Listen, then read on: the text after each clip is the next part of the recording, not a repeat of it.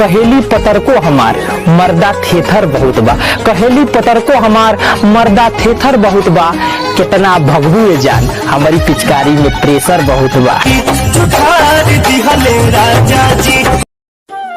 हम रात भर सूतल ना रही उनकर याद में, क्या रे हम रात भर सूतल ना रही उनकर याद में, जब जब वो आवत रहली हमरा ख्वाब में।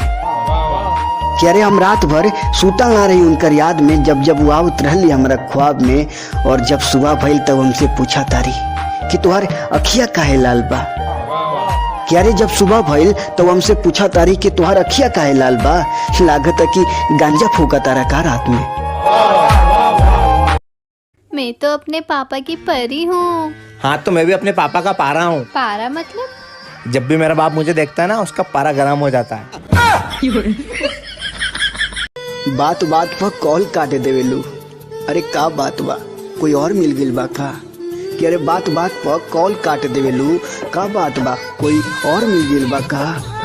और तू तो पहले जैसा बात भी ना करेलू, कि तू तो पहले जैसा बात भी ना करेलू, का बात बा, कोई और दिल में घुस गइल बा का?